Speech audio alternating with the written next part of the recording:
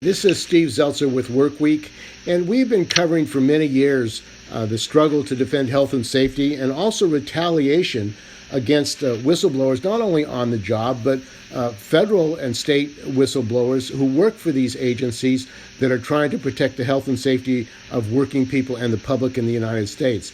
And one of the leading fighters in this regard is Darrell Whitman, who was a former attorney and investigator with the Department of Labor, OSHA Whistleblower Protection Program, and he, in an effort to investigate the cases of workers who were retaliated, fired, he began himself to become bullied, harassed, and terrorized on the job, along with other OSHA investigators.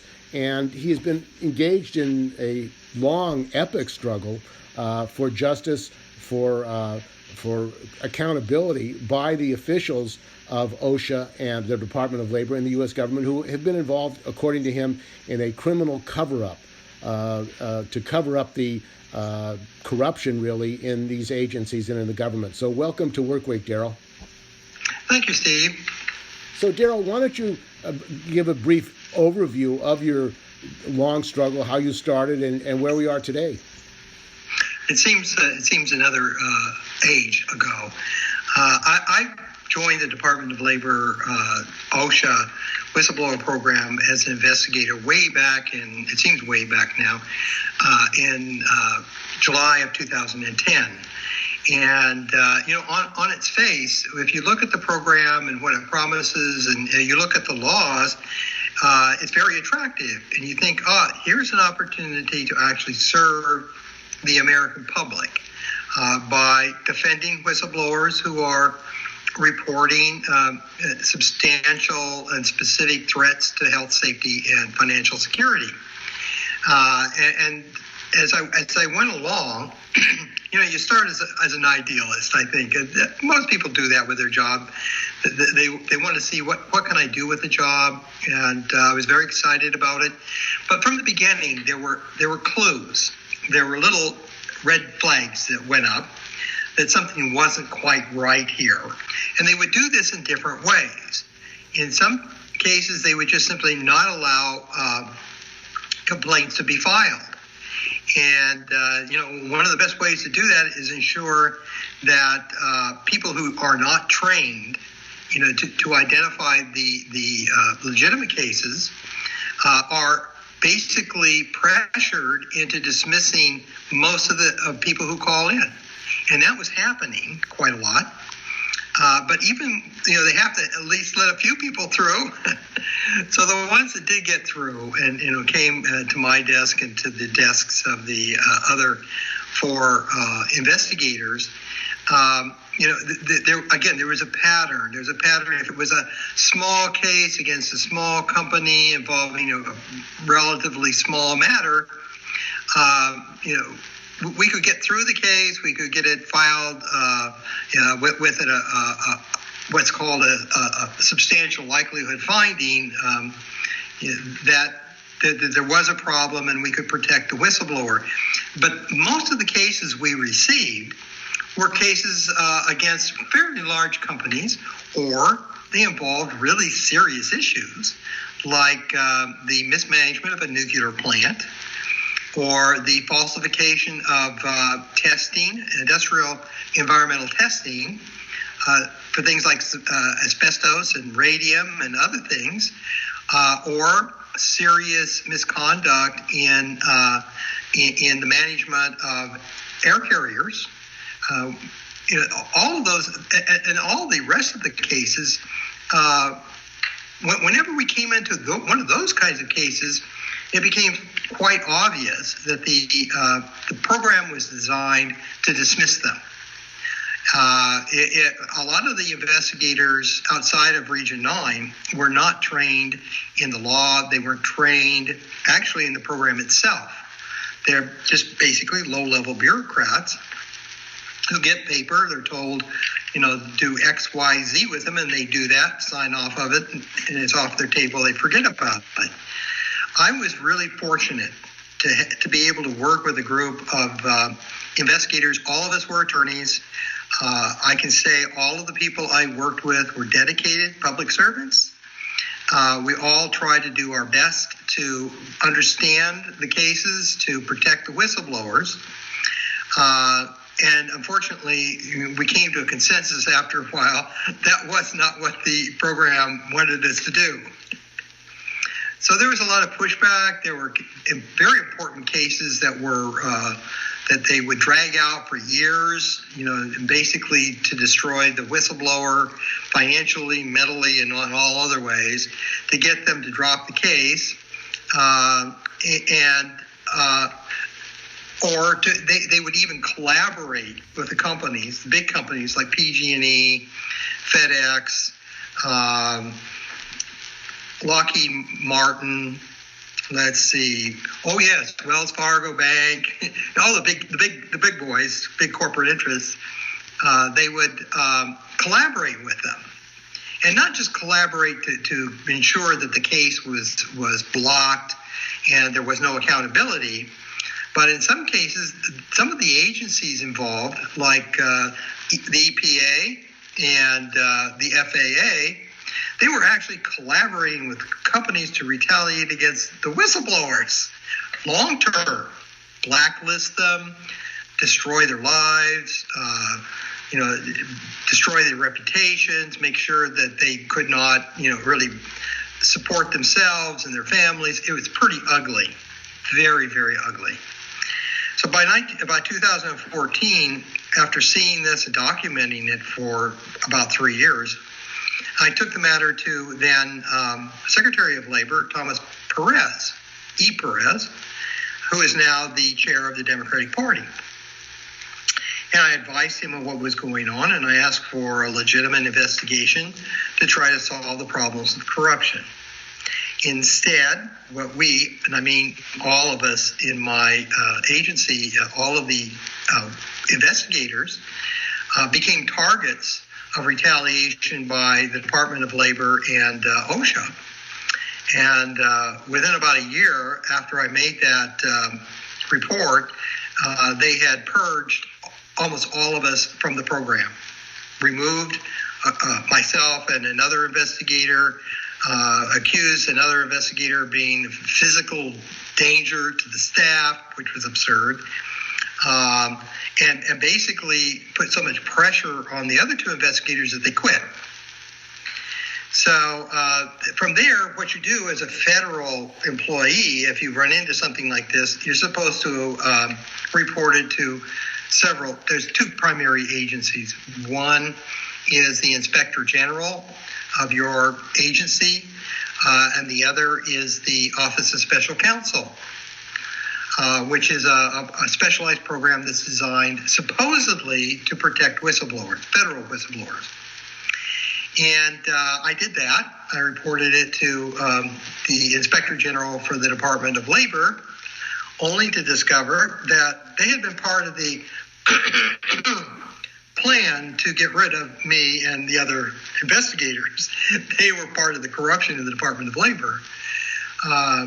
So that left me with going to the Office of Special Counsel, which I did in November of 2014. And I fought with them for, oh my God, how long has it been? From November 2014 all the way up until July of 2018.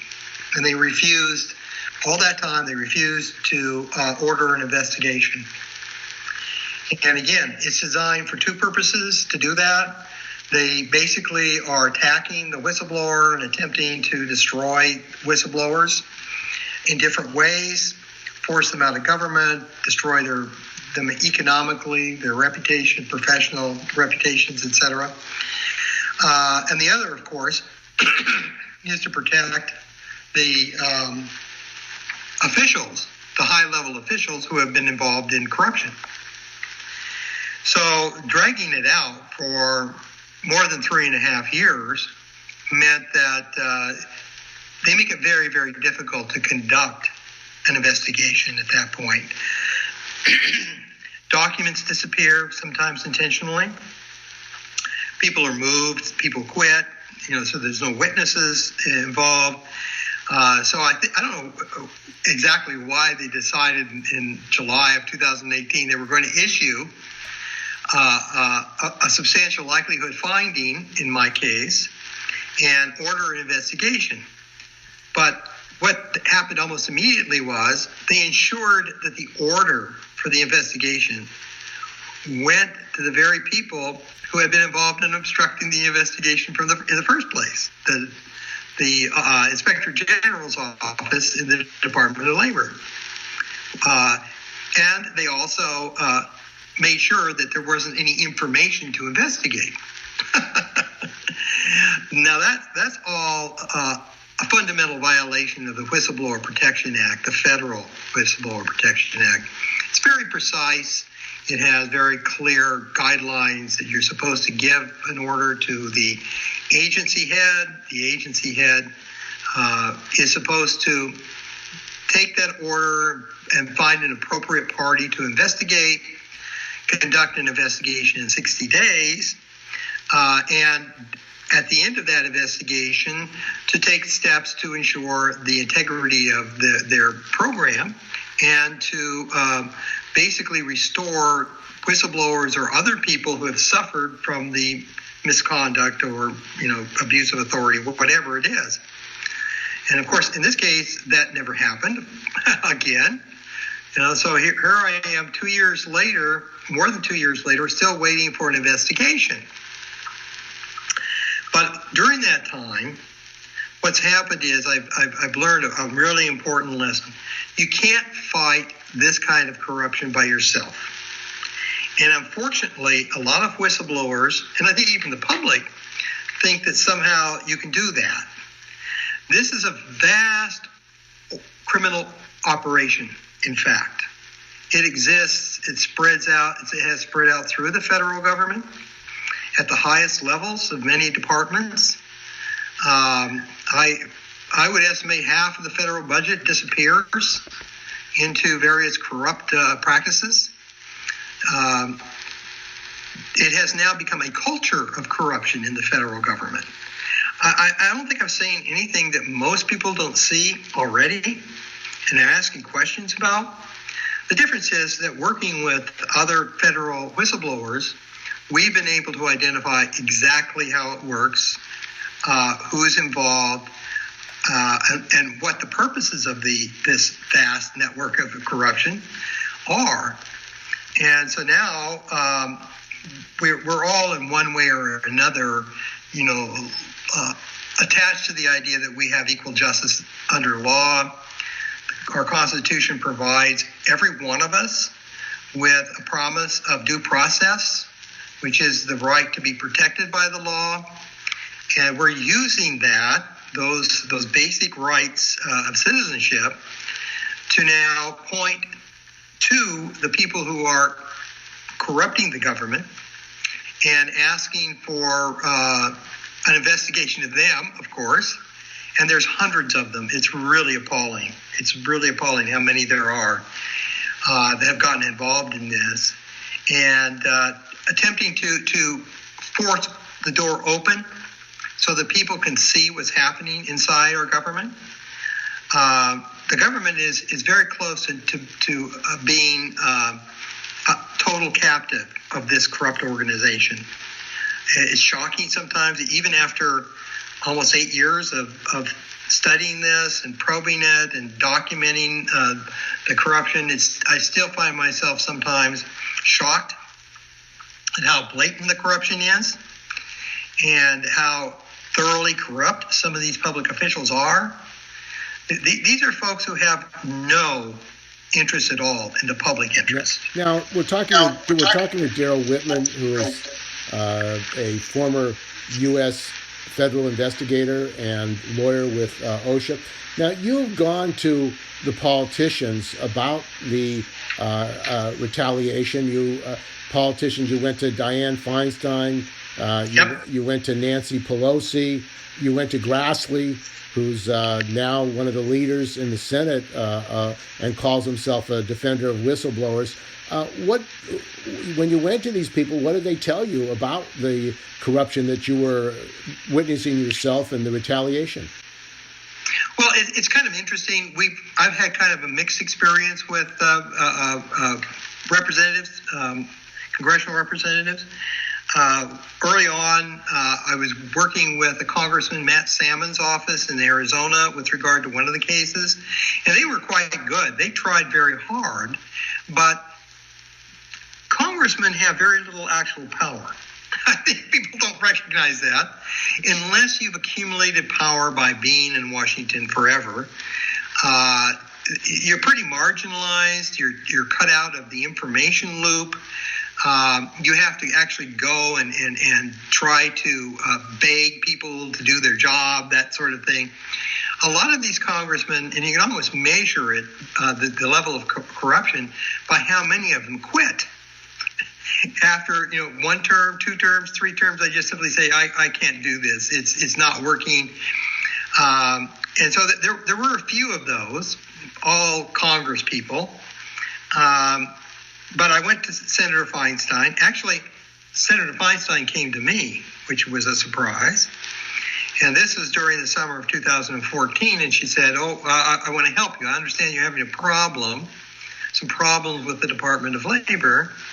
And so I gave her the information, actually through her representative there in San Francisco, Carson Yellow, and all the documents. I documented the corruption in these particular cases. And when I did that, I got an email back saying, we're not really prepared to do this. We don't know what to do with this. And then shortly afterwards, they basically stopped talking to me. So that was my first encounter with the problem that this corruption, and I think no one should be surprised at that. The corruption has reached out and it includes members of Congress. How many? I don't know. I think that there's a few members of Congress, members of the Senate who are not corrupt, who are actually trying, but a lot of them, just like their counterparts in the House of Representatives, are very frustrated. And there's something else going on here that we've learned and documented just recently. And that is, if you want to corrupt an organization, you don't start at the top. You start in the upper level management. And the reason you do that is that it's the upper level management that controls the information. So you could elect a saint as president, and the reality is the corruption that's infested in the federal government occupies those upper middle layers, where whoever you elect, they're not going to get the information they need to do the job. The staff members that Congress employs, and there's really quite large staffs for many of these senators and Congress people. A senator like Senator Grassley has, I'm guessing 40 or 50 members of his staff. And he has charge of different committees, and each committee has 20, 30, 40 members of a committee that are staff members. These people are not elected. They're not even members of technically members of the administrative state, the bureaucracy, but they are a layer of bureaucracy within the legislative branch, and they actually control what happens in the legislative branch. And they do it by controlling information. They are loyalists, not to the people who they're working for. They're loyalists to the party that they work for. If your congressperson goes to Washington as a Republican, the Republican Party will, and this is true with the Democrats, of course, the Republican Party will tell them, here's your administrative assistants, the highest level of this group, and they're drawn from a pool of people who basically work for the party. And those people then take things over. They tell you what happens. They don't let you really see it. They manage the information. They control the writing of the laws. And basically the Congress people and the senators, they're just front people to sell the idea that somehow we have a democratic government. And we're talking with Darrell Whitman. He's a former federal lawyer, investigator with the Department of OSHA Whistleblower Protection Program. And one of the areas that you dealt with in San Francisco, and that's where you were based, was a retaliation against Michael Madry, an inspector who worked for Test America, about a cover-up at the Hunters Point Shipyard and Treasure Island, which were radioactive dump sites. And he discovered that they were falsifying the tests. He was not the only one. Other tests were being falsified, but he came to you and said that he was being retaliated against because he was reporting this falsification. Apparently, over $1 billion have been spent by the U.S. government to rectify these sites, to clean them up. They're still dirty, and yet there's been no investigations, no hearings, complete silence by the federal government, by Nancy Pelosi and Diane Feinstein, Kamala, Harris, about the systemic corruption at Hunters Point Shipyard and Treasure Island. Is this a part of the corruption that even when you have massive fraud, as you do, largest eco-fraud case in the country, $1 billion, that there's even no investigation, there's no hearings, there's no real examination of what happened? It's actually a good example of what I've been talking about. Mr. Madry was very faithful in his job. He worked for a private company that's the largest testing company in the United States. He was a Western director of quality assurance. His job in large part was to ensure that the testing was accurate. So when they had an audit from the EPA that they do every 2 years, the auditor asked him questions about what was going on and pointed out, as an expert, that the company was falsifying the test results. So he started an investigation, and he was working with the National Director of Quality Assurance, and they began looking at the company and realizing this was happening all over the United States. It wasn't just in one laboratory. This was the laboratory that they had that's in South San Francisco, but it was happening in all the laboratories around the United States. And so they reported it. They tried to get correction, and it was really horrible what this company did to them. But they also did it in collaboration with the EPA, with the Environmental Protection Administration. Mr. Madry was blacklisted after he was fired, so that he could not get a job with the government. And that's part of the scam.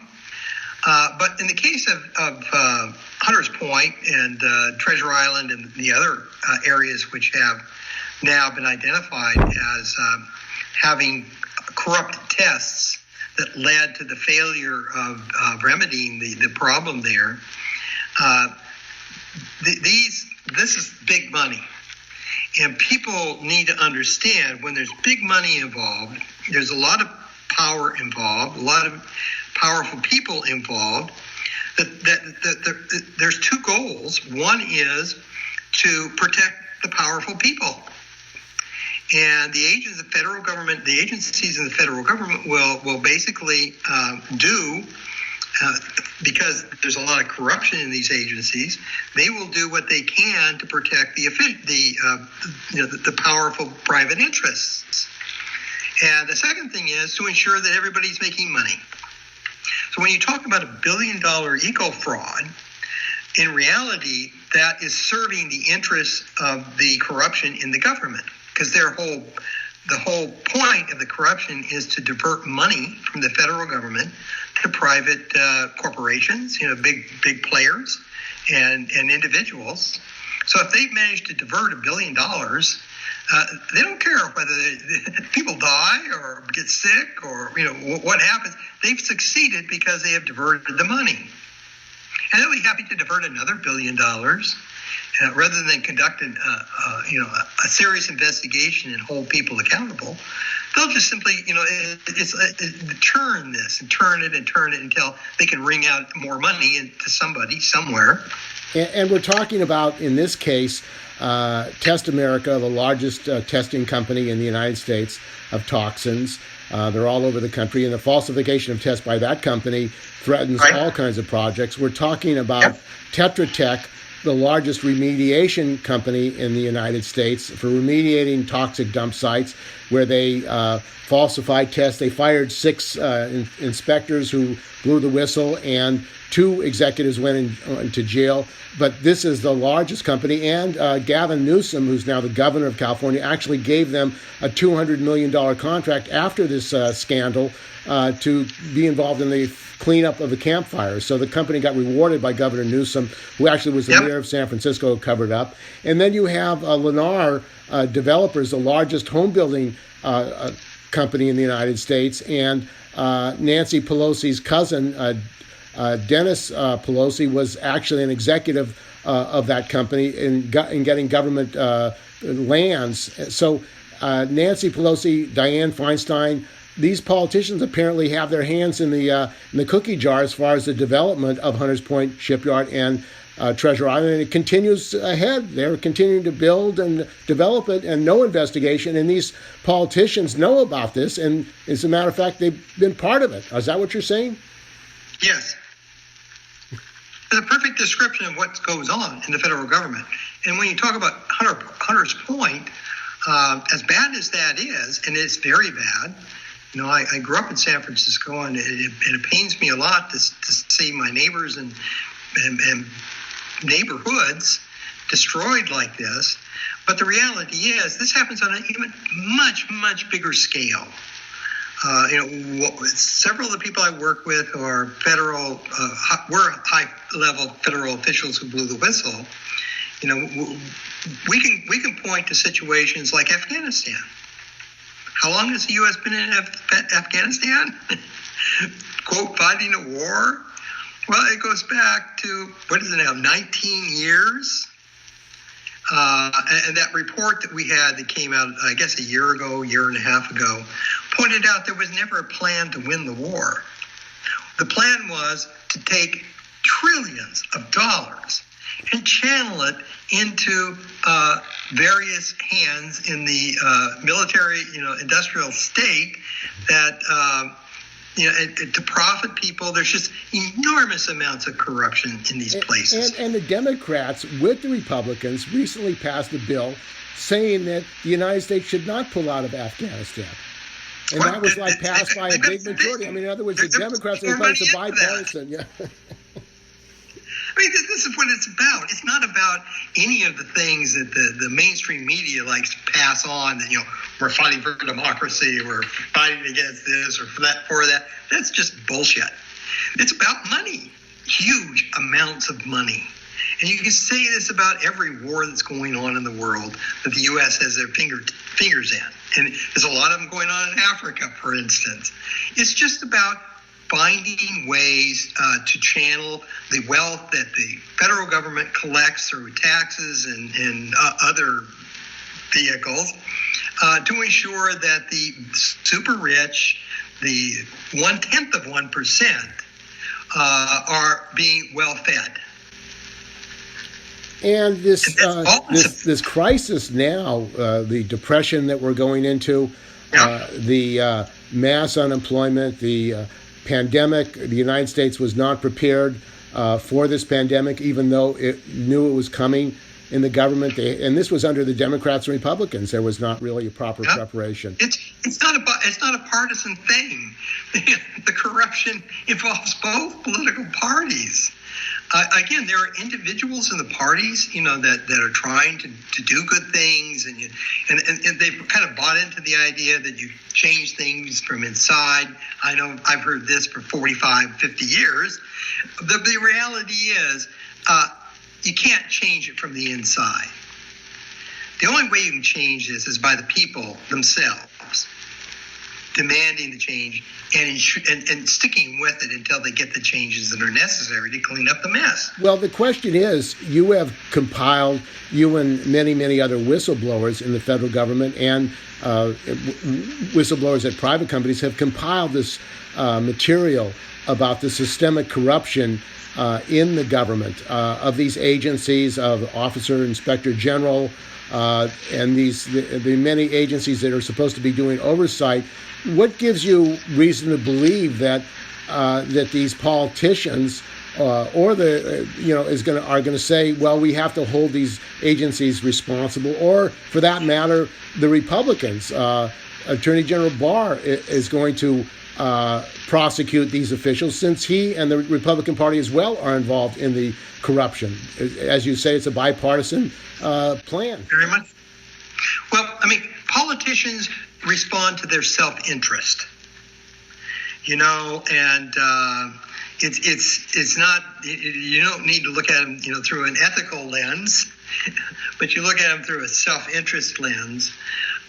What we have done, and I think what I'm proud of, and I'm proud of the people I'm working with, what we've managed to do, is we have been able to map how it works, who's involved, to the extent that we're now going to the American public and saying, this is what you've got, folks. And if you don't like getting poorer and poorer and sicker and having people die, in ways they ought not to be dying, then this is how you can attack it. How you can bring pressure on existing politicians. They all want to get reelected because this is where all the money is, and the power is.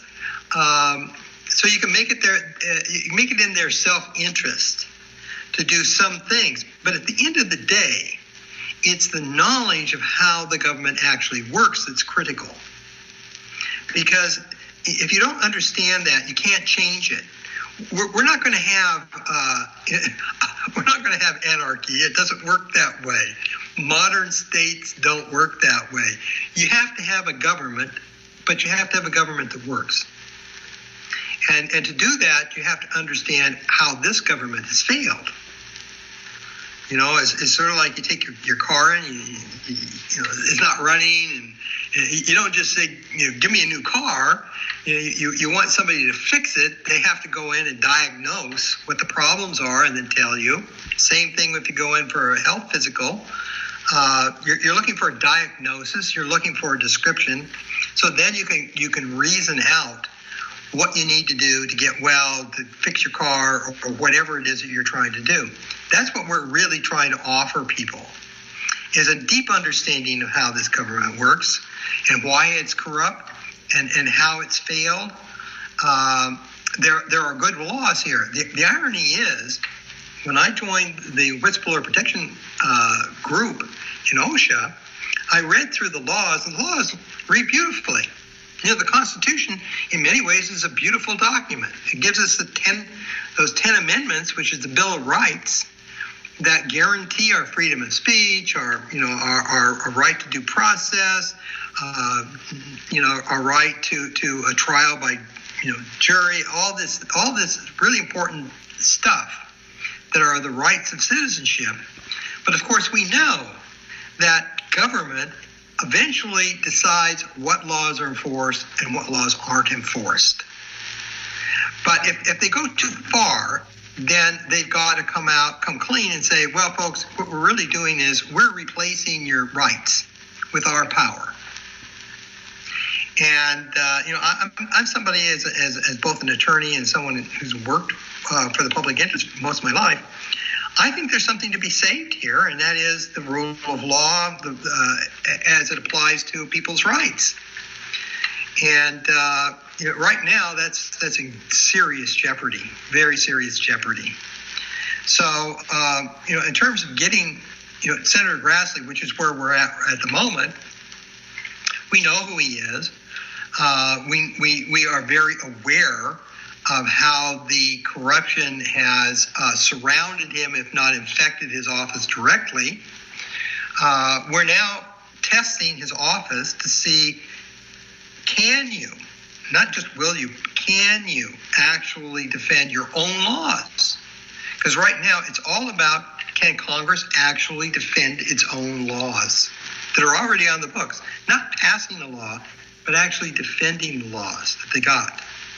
They can't do that. There's no reason to be giving them money, like tax money, and and pretending that somehow they're Democratic representatives, because they're not. They have to prove it, and I think that was It was always true. It's always been true. The American people have to stand up and decide for themselves. Do you want a constitutional government? Do you want the laws?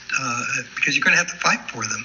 You've got a lot of corrupt people out there who are quite willing to take it away from you. Well, we're talking with Daryl Whitman, former federal OSHA investigator, lawyer with the Department of Labor and the Whistleblower Protection Program. And the question is, Daryl, you've documented this, you and many other whistleblowers, federal whistleblowers and state and private whistleblowers around health and safety. You're calling for Congress, Senator Grassley, to have hearings to call for the prosecution of these officials who you say have violated the law, flagrantly violated the law, and covered up corruption. How do you see doing that? Because your case, for example, I'll give you an example. I mean, you were covered extensively in the Bay Area by NBC News, Bay Area News. They interviewed you, and they've talked to the whistleblowers. They haven't interviewed Nancy Pelosi and gone after the Democrats in the Bay Area who've been covering up this corruption, but nothing has happened. I mean, it's like there's no follow through, and the politicians, the capitalist politicians, are pretty much still in the driving seat as far as what's going to happen with this. Well, again, what you're talking about is something you have to diagnose. Why is that happening? Why are politicians not responding? And I don't want to start out with the assumption that they're bad or good, either one. They're politicians. They occupy a certain place in our society. They have certain responsibilities. So, as we've gone forward, we're not asking Senator Grassley to do anything. We're not asking Congress people to do anything in specifically. We are telling them this is their job. They have sworn to uphold and defend the Constitution of the United States. It's the basic contract between the people and the representatives that they do that.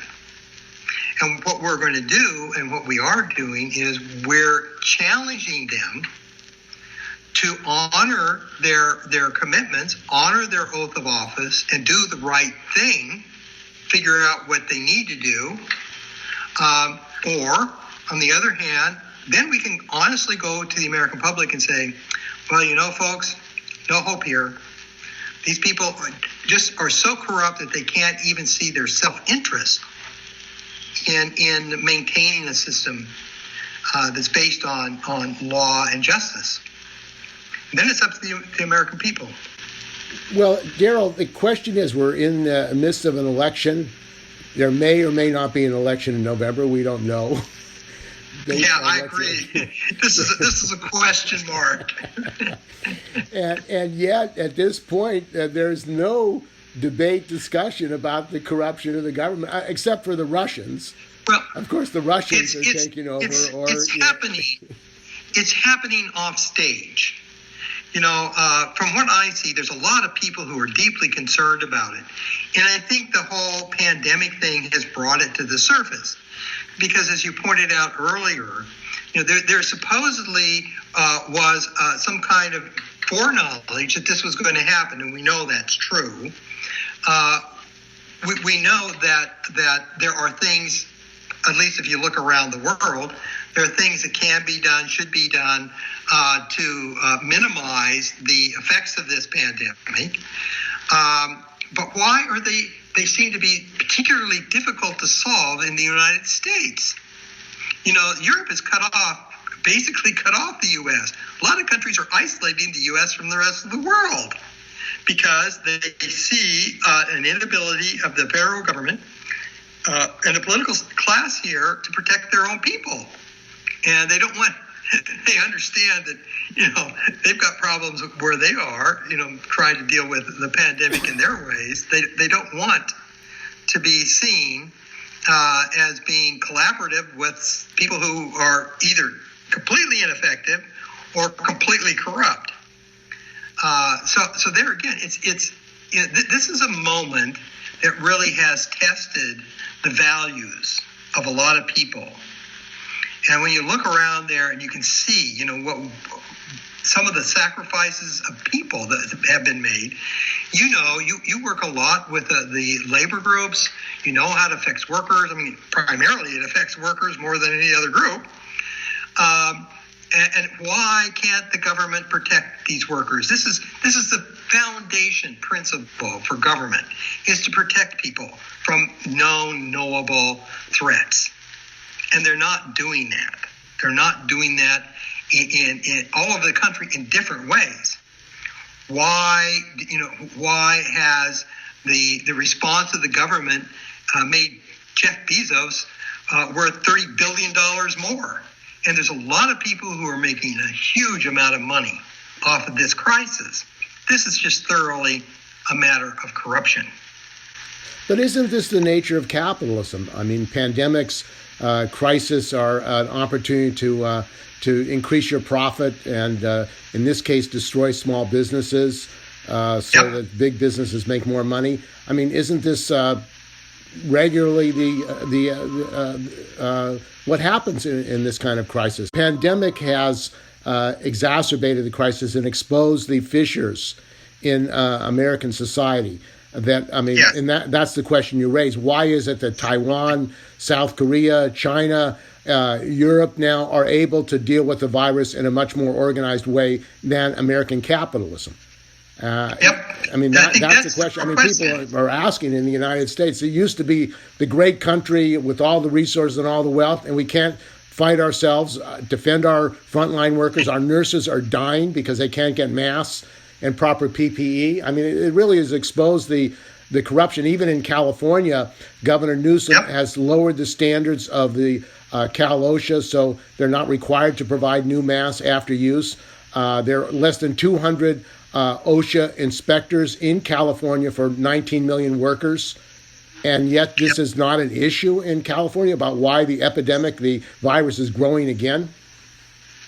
Yeah, well, again, this is, and you're absolutely right. This is about the American system, and it's, if you look at it from the perspective of the super rich, the corporate capitalists. And I actually refer to them as the corporate fascists now because they're basically have taken over the government to serve their interests, not the public's interests. But it's working perfectly. They're getting rich, really desperately rich. And, the people need to understand, these people in this political class at the top, they don't care about you. You're just simply objects. If you're productive, fine. They'll feed you enough, they'll give you a house someplace, they'll keep you going because you're producing wealth for them. That's the basic tenet of capitalism. If you're not, if you're sick, if you're old, if you're too young, if you're not thinking properly and you're a hazard to them, they're just as happy if you drop dead. I mean, that's reality. They just flat out don't care.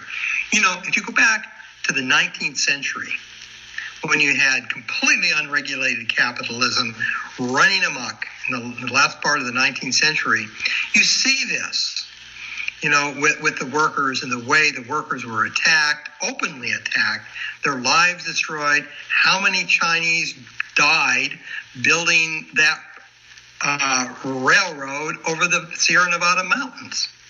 It's disgusting when you look at it. But lots of people made lots of money. Actually, relatively small group of people made lots of money on that. Did they care about the Chinese workers who died, or the miners who died in very poorly managed mines? The people who work in the factories making shirts and clothing, all them terrible working conditions. We're headed back that way, folks.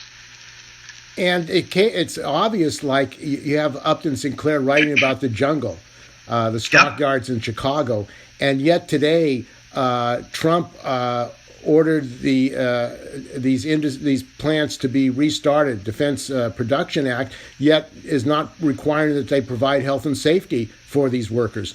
So basically, these workers in the meat plants and even at Tesla, they're getting sick, and they're saying either you work or you can and get infected, or you're going to die. You're not going to pay you, and it's a question of life and death, and both ways.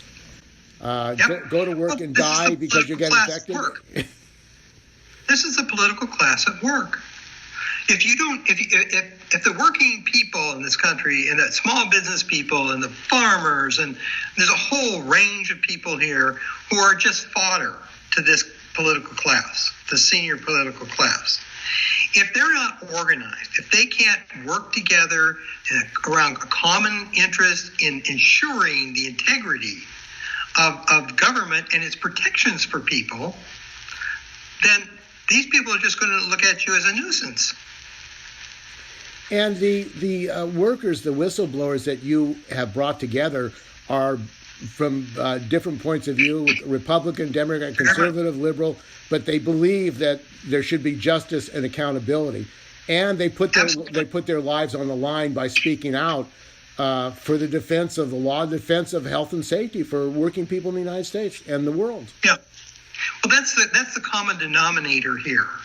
Again, they come from very different backgrounds, from high-level professional, very skilled people to, people who are basically, very working class, people working on railroads, people driving trucks, people, serving food at restaurants or hotels.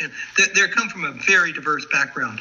But the one thing they do have in common is that sense of justice, and also sense of concern about themselves and the people they're working around, to say, we need to have safe working conditions. We need to have respect.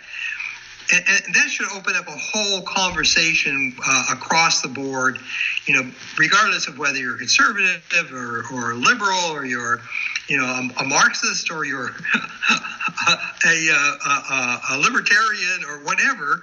The bottom line is, what kind of a life do you want? Well, your investigations uncovered systemic corruption and criminality of J.P. Morgan, of Wells Fargo Bank, where they were retaliating against workers, whistleblowers. Yet these are the companies that run the government, aren't they? That's right. And nothing has happened to them. I mean, they're getting away with crimes and business as usual. They're literally getting away with murder. And that's, again, because they know how the government works. They designed it for them. So, and it's one of those fallacies. Oh, I'm going to elect this person. They're going to run on platform. I'm going to protect the environment. I'm going to, stand up and fight for the right of women's right to choose. There's a lot of issues that run on the issues. But the reality is, it doesn't make any difference if you don't have the power. Yet there's a political vacuum in the United States. There is no alternative to the Democrats and Republicans. They have bipartisan policies like wars, Afghanistan, like protecting the bankers and the people who are swindling the people of the United States, the billionaires. It seems to be business as usual. Do you see this coming to a head? Because I mean, the history is, I'm kind of a historian at heart. You don't have to look far through history to see where this ends. Almost every collapse of empire, and this is an empire, has been preceded by the internal corruption and disorganization, which causes the structures of power to collapse. This is a common theme throughout all of history. This is where this is going. It is eroding the integrity of the government itself. Fewer and fewer people who are in the government believe in its mission to help people. Fewer and fewer people in Congress, are there fighting for the public interest. It's getting down to the point where you actually have a relatively small group of people who are basically the puppet masters of this basically very corrupt system. And eventually, to cure that, you've got to do it from outside.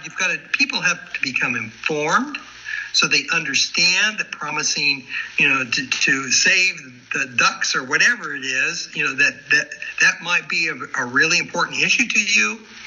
But if there's no conversation about basically the power of government, how do you ensure that the law is enforced? How do you ensure? You can have laws to protect almost everything, health and safety, as I know too well, or protect your rights in different categories. If you don't have people inside the government who are going to do that, it doesn't make any difference what the law is. You have the case of Elon Musk, who in Alameda County with his Tesla plant, 10 to 15,000 workers, he basically, they had a shelter-in-place order, the Department of Public Health, he ignored it. He basically said, arrest me, I'm going to open up my plant. And they bent to him, and Governor Newsom thanked him for opening up his plant, said it was safe. They refused to allow the OSHA inspectors to go in the plant. They said it would be oversight of health and safety, that the plant would be taken care of by the Fremont police. And and Elon Musk is welcomed he's welcomed by Trump, who says he got a new plant in Texas, in Austin, Texas. He's greeted by Newsom. I mean, I think this is an example of the bipartisan corruption of both Newsom and Trump together. Absolutely. Elon Musk knows how the system works, and he's using this system to his advantage. And that's how he sees it. That's how most of these extremely rich, powerful people see it. They game the system. They're smarter than the other corrupt corporate executive on the other side, so they win, and that's the game. And you got to change the rules of the game. And I mean, in California, as I said, you have less than 200 health and safety inspectors. You have a epidemic, a pandemic, the biggest in 100 years. And yet the Governor Newsom has not hired new inspectors. Most of them are over 60. How could we come to a state of circumstances where the Fremont Police, a local police agency, is in charge of inspecting safety in the largest factory in California? Well, that's the breakdown of the system. I mean, this is what I was talking about when systems are in decline and they're nearing collapse. Bizarre things like that go on. As far as the Cal OSHA workers are concerned, my concern is not about the numbers, it's the quality. Yes, you need an adequate number of qualified investigators who have the authority and follow the public interest in ensuring health and safety in the workplace. That's not present. You could put 1,000 of them there. If they don't do that, if they're not trained, if they're not properly led, if they don't have the incentives to perform in the public interest, it's not going to happen. And I used to do audits of Cal OSHA when I was at OSHA, because it's a federal, I don't know if people realize this, it's a federal program. It's funded by the federal government and managed by the state. That's another little, tweak on the way power is organized.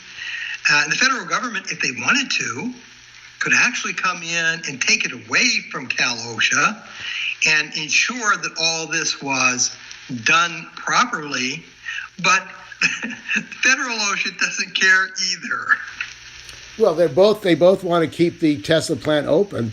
It seems they have the same agenda. The Democrats in California, the Republicans in Washington want to keep Elon Musk's business making billions of dollars for him, and regardless of the cost for the workers of California who are paying the cost and getting infected. And that's probably another reason for the increase in infections in California, which is now the highest in the nation in California. Well, again, I keep going to keep coming back to this thing. It's not Elon Musk as a person. It's Elon Musk as a billionaire corporate executive. And these people don't care who Elon Musk is as a person. They do care with the power that he has and the capacity he has to serve their interests. So, and this is true. You can go up and down the state of California, you can find 1,000 Elon Musks, some of them probably not billionaires, but, the same kind of mentality, the same kind of actions and resistance, et cetera. It all comes down to who's got the power. And what can people do who want to support your efforts, Daryl, you and the many, many other OSHA whistleblowers, health and safety whistleblowers? Well, right now, we just we're launching our own public education campaign, in effect. And the group of whistleblowers in Arizona are challenging their congressional representatives to live up to their pledge, of representing the people. And that's all designed to call them out and to expose the contradiction, it's a lie, that senators and congressmen represent the public. They don't. Well, let's call them out, and their only claim that they can rest on to do that is that they're serving the public interest in the way that they conduct their business in their offices. We're calling them out. And we're going to invite everybody that wants to be involved to do the same. All your senators, all your congressmen, are you going to stand up and defend the law? We've got Senator Grassley kind of in a corner because he, as you pointed out, he represents himself as this great champion of whistleblowers. We're going to call him out. We're going to see if he indeed will do that. And we know by law he must do that. It's not a matter of asking. It's a matter of pointing out that he has to do that. Otherwise, he forfeits all of that reputation. His 40-year career is a farce. So we're counting on maybe Senator Grassley doesn't want to go down in flames, and maybe he's going to do something and stand up and start talking about, the not only whistleblowers, but just generally the public interest in having the laws respected and enforced, equal protection of the law, due process of law, these two great principles that we have through our Constitution to make sure that they're respected. So we're just asking, in a funny sort of way, we're just asking them to do what the Constitution requires. And do their job. Isn't that required? That's exactly right. That's what their job is. They took this oath of office to uphold and defend the Constitution against all enemies, foreign and domestic. Well, folks, now's your chance. We've got a lot of domestic enemies here that need to be opposed. If you don't want to do that, you must be one of them. Okay, well, I want to thank you very much for joining us. We've been talking with Daryl Whitman.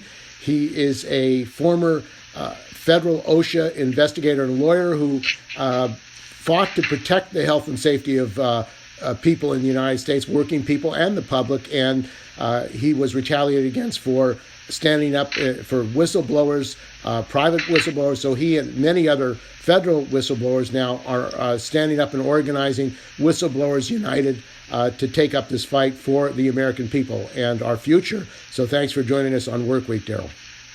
Thank you, Steve.